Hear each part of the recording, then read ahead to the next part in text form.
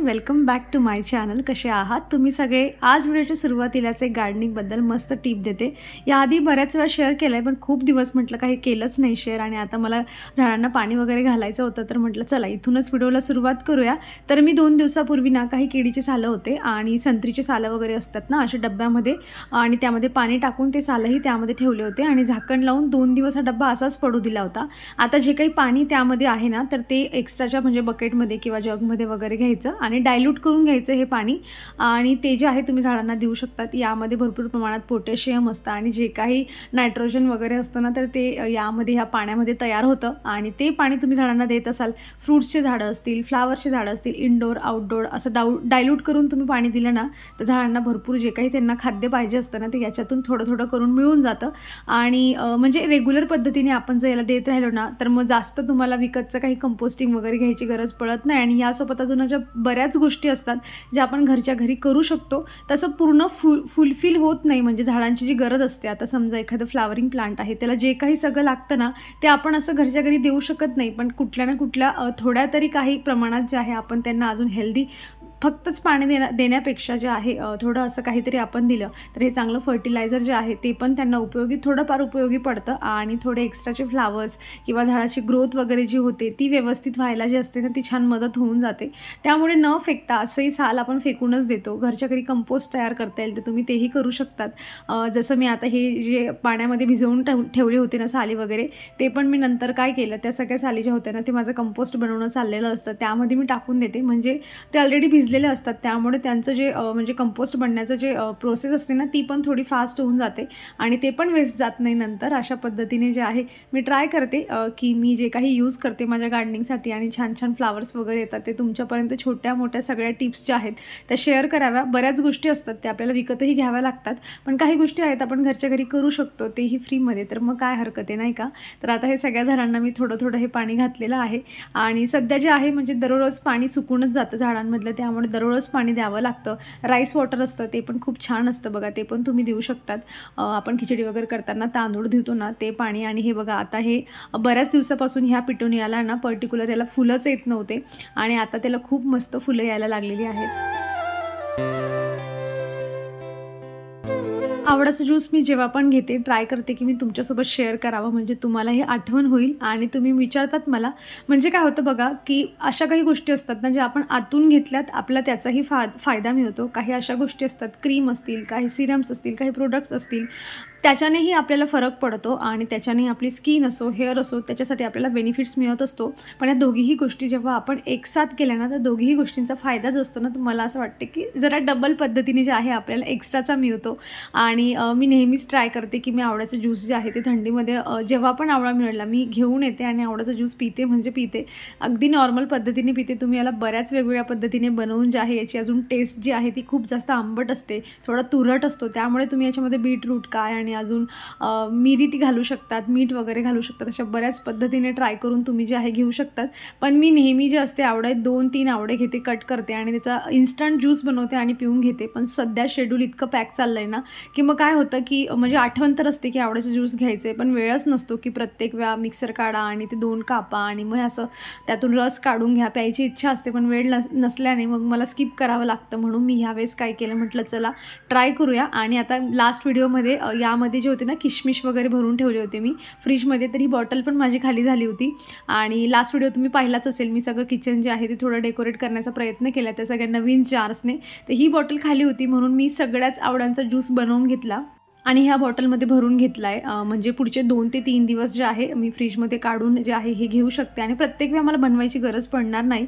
मला असं वाटते की स्टोअर केल्यानंतर ना थोडंसं त्यामध्ये तुरटपणा वाढू शकतो. पण कधीतरी जर आहे, म्हणजे मी असं नेहमीच नाही करणार की मी स्टोअर करून फ्रीजमध्ये ठेवेल. ट्राय करेल की जास्तीत जास्त जे आहे फ्रेश बनवून घेण्याचा प्रयत्न करेल. आणि मला बऱ्याच वेळा जेव्हा पण मी असं आवळाचं ज्यूस पिताना असं वेळवाकडं तोंड होतं माझं, मला कमेंट येते की त्यामध्ये काळं मीठ टाक म्हणून. आणि मी पण तुम्हाला सजेस्ट करते की काळं मीठ टाकून घ्या. पण मला असं वाटतं की नॉर्मल जर आपण पिऊ शकतो तर कशाला उगाच त्यामध्ये मीठ वगैरे एक्स्ट्राचं ॲड करायचं. मी मीठ, साखर ह्या गोष्टी जरा कमी खाते म्हणून. पण म्हटलं चला खूपच आंबट होता म्हणून म्हटलं ट्राय करूया. आणि खरंच बरं का, भरपूर त्याच्यातला आंबटपणा जो असतो ना तो कमी होऊन जातो. सो तुम्हाला जर स्टार्ट करायचं असेल आणि तुम्हाला आंबट गोष्टी जर प्यायला खूपच जड जात असेल तर मग तुम्ही त्यामध्ये काळं मीठ टाकून ट्राय करा. आंबटपणा खूपच कमी होऊन जातो.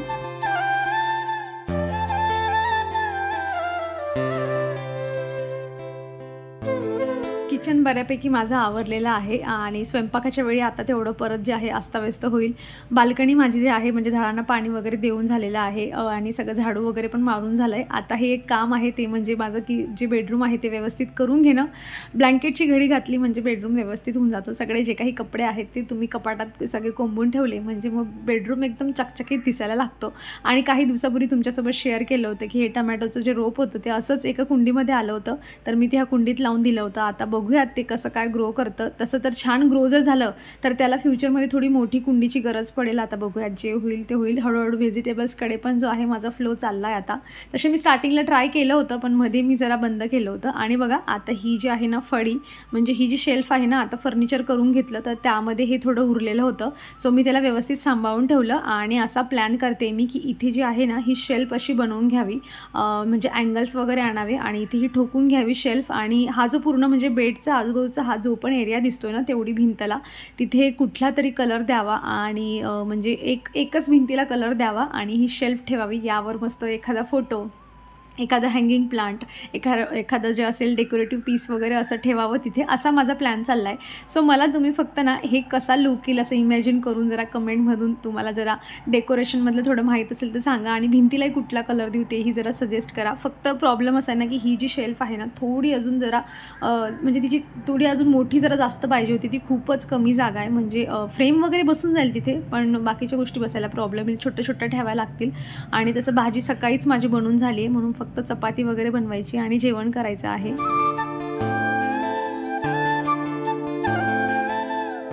मला ना आता चकली बनवायची आहे आणि हे चकलीचं पीठ मला कुणी दिलं आहे म्हणजे माझ्या मावशीच्या सासूबाईंनी हे पीठ दिलं आहे. आता आम्ही फिरायला गेलो होतो ना तर तेव्हा ते घाई गडबडीत त्यांच्या गावाहून ते चकलीचं पीठ बनवून घेऊन आले नाशिकला मावशीकडे. आणि मग मावशी जेव्हा इकडे आली आमच्याकडे, आम्ही फिरायला जाण्याआधी ते सकाळी सकाळी आले होते, तेव्हा ते पीठ त्यांनी आमच्याकडे दिलं आणि मग आम्ही आमचा पुढचा प्रवास केला होता. पण तेव्हा नंतर मला काही व्यवस्थित वेळच मिळत नव्हता बनवायला आणि मला तुमच्यासोबत पण शेअर करायचं होतं म्हणून म्हटलं जे आहे व्यवस्थित आरामात बनवून शेअर करूया. तर सांगण्यामागचा माझा अर्थ असा की यांनी मला दिलं आहे म्हणजे त्यांची एनर्जी इतकी अनदर लेवल आहे ना, म्हणजे त्यांचं वय खूप झालं आहे. व्हिडिओमध्ये वगैरे थोडंफार दिसले असतील तुम्हाला. म्हणजे माझी मम्मी मावशी सगळे मागे पण ते त्यांच्या पुढे ते फिरण्यामध्ये पुढे असायचे. म्हणजे कुणाचा जर हेवा करायचा असेल की मला म्हातारपणी कसं पाहिजे तर मला असं वाटतं की मी त्यांच्यासारखीच राहिली पाहिजे. म्हणजे कुठल्याही गोष्टीला जास्त मनुष्य दमत नाही आणि उत्साह असतो की ओके ओके मला करायचं आहे म्हणून असं सगळं. तर मला असं वाटतं की म्हातारपणी त्यांच्यासारखं असलं पाहिजे एकदम स्फूर्तिली. आणि हे बघा असं हे पीठ आहे म्हणजे या पिठामध्ये ना मला आता फक्त जे आहे तिखट माझ्या आवडीप्रमाणे टाकायचं आहे आणि मीठ टाकायचं आहे. सो त्यांनी बऱ्यापैकी जे आहे मला प्रोसेस सांगितलेली होती की मी कसं कसं काय काय बनवलं पाहिजे. पण आता प्रॉब्लेम काय ना, ते जेव्हा मला सांगत होते ना त्या दिवशी त्यांना निघायचं होतं आमच्या घरून.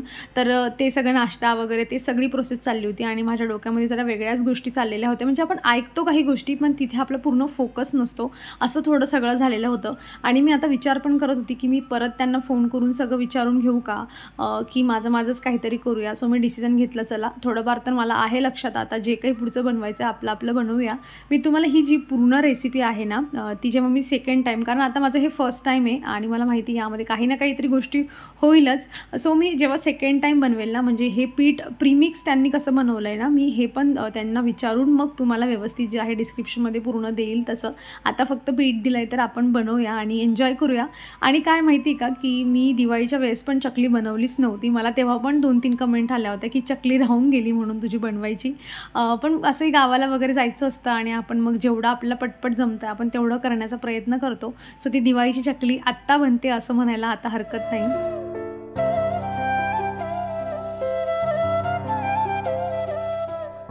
जसं तुम्ही बघितलं इथे मी कढईमध्ये तेल तापत ठेवलेलं होतं आणि त्यामध्ये फक्त तिखट टाकलं, थोडं हळद टाकली आणि त्याच्यामध्ये जे होते ना म्हणजे पाणी, आता मी 2 वाटीचं जे आहे ना हे बनवते फक्त चकलीचं. माझ्याकडे भरपूर पीठ आहे, खूपच चकल्या बनतील एवढं पीठ आहे माझ्याकडे. तर मी 2 वाटीसाठी ना 3 वाटी पाणी यामध्ये घातलेलं आहे आणि मला आठवत नव्हतं 3 वाटी घ्यायचं की 4 वाटी घ्यायचं म्हणून मग मी काय केलं ना म्हटलं 3 वाटी यामध्ये टाकते आणि 1 वाटी जे आहे ना ते साईडला गरम करायला ठेवते म्हणजे नंतर मला गरज पडली तर मग मी यूज करू शकते.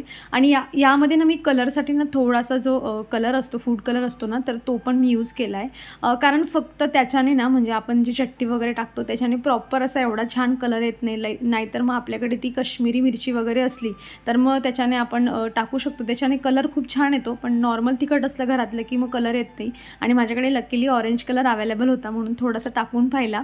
सो ही सगळी चकली केल्यानंतर बघा माझा एक्सपिरियन्स मी तुम्हाला सांगते की मी जेव्हा बघा तिखट टाकायच्या आधी कढईमध्ये जे तेल घेतलं होतं ना, तर ते मी एकतर अगदी थोडंसं घ्यायला पाहिजे होतं किंवा मी नाही घेतलं ना तरी चाललं असतं. कारण माझे त्या तेलामुळे मला असं वाटतं की चकलीमध्ये थोडं तेल जे आहे ते तळताना त्यामध्ये शिरलेलं आहे थोडं जास्तीचं.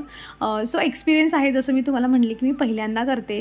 त्याआधी पण मी जशी चकली मला आठवते की मी 1-2 वेळा केली, तर ते रवा वगैरे जे असतात ना पूर्ण असं गरम पाण्यात करून त्याची बनवली होती. आणि असं पीठ वगैरे भाजणीचं पीठ वगैरे घेऊन मी अजून पहिल्यांदाच बनवते ही. तर म्हणून पहिलाच एक्सपिरियन्स आहे हा माझा.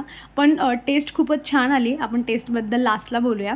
तर इथे आता पाणी बघा पूर्ण प्रॉपर गरम झालं आहे मस्त. आणि त्यामध्ये हे 2 वाटी जे पीठ आहे ना, तर ते मी घेतलं. आणि जी मी एक्स्ट्राची 1 वाटी होतं ना गरम पाणी ठेवलेलं, तर त्याची गरजच पडली नाही. 2 वाटीसाठी 3 वाटी पाणी एकदम परफेक्ट होऊन जातं. सो त्याचं काही गरज पडली नाही, पण मी लागेल म्हणून फक्त ठेवलं होतं. आणि असं गरम गरम याच्यातच हे पीठ टाकलं, कारण यामध्ये सांगितलं होतं आजींनी की तांदूळाचं पीठ आहे आणि ते फुलतं, त्यामुळे गरम गरम याच्यात टाकलं तर ते छान फुलून पण जाईल. आणि थोडं मिक्स वगैरे करून जरा वेळ जे आहे झाकून ठेवायचं, म्हणजे मग तेवढं कारण राईस फुलतो आणि मग त्यानंतर जे आहे ते आपोआप त्याच्या मेन प्रॉपर कंडिशनला आलं गार झाल्यानंतर, की थोडं त्याला मस्त त्याची मशागत करायची हाताला थोडं तेल वगैरे लावून. आणि त्यानंतर जे आहे चकली बनवायला घ्यायचं. तर बघा असं हे पीठ झालं होतं आणि मशागत केली मी थोडी ताटामध्ये घेऊन त्याची. आणि मग त्यानंतर असं गोळा पूर्ण तयार करून घेतला.